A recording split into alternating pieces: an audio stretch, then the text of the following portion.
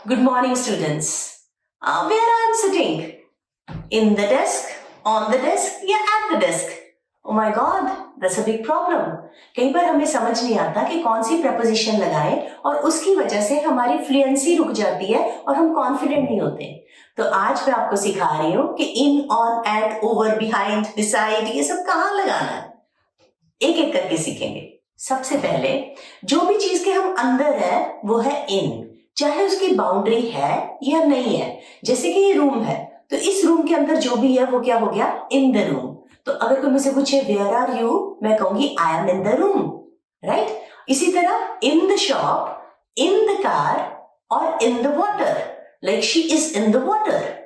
या फिर जो चीज की बाउंड्री नहीं भी है, जैसे he is in a town, in France, in London या इन द गार्डन.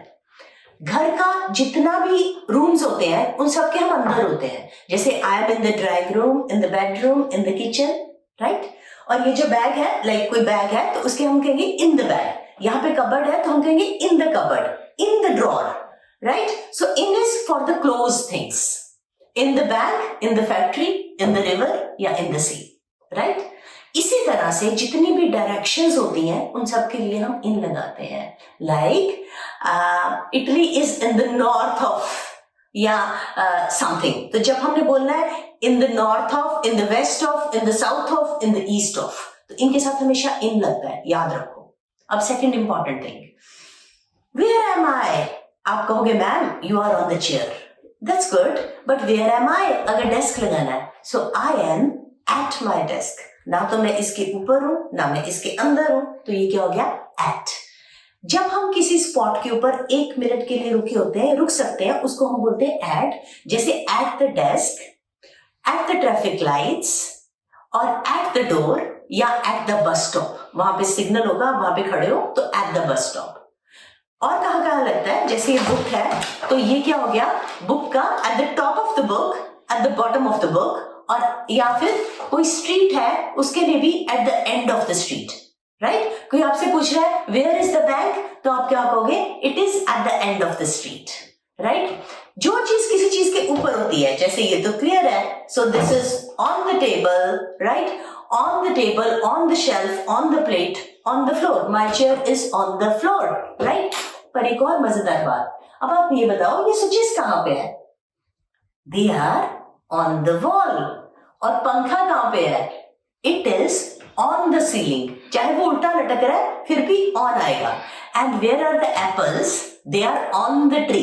इन नहीं बोलेंगे, चाहे वो उल्टे हैं but they are on the tree. और इन्वेलप के ऊपर कुछ है, ऑन द इन्वेलप. और मजेदार बात, जो भी चीज को हम राइड करते हैं, जैसे on a horse, on a bicycle, on a motor bike, जिसमें हम राइड करते हैं दैट इज ऑन, लेकिन जिसे हम ड्राइव करते हैं उसमें इन. अब मैं आपसे एक क्वेश्चन पूछती हूँ, where is my hand, on my head, right.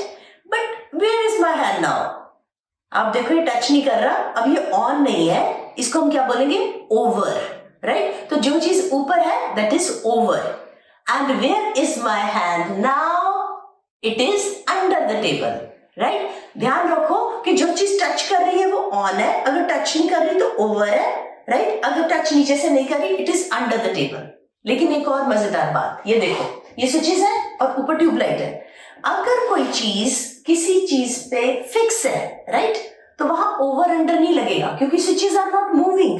तो उस केस में हम कहेंगे कि वो जो ट्यूबलाइट है it is above the switches and switches are below the tubelight. याद रखो, इसमें स्टूडेंट को बहुत कंफ्यूजन होती है. अगर कोई चीज फिक्स है कहीं पे, शेल्फ है आपके ऊपर, स्विचेस है, तो आप कहोगे switches are above and shelf is below.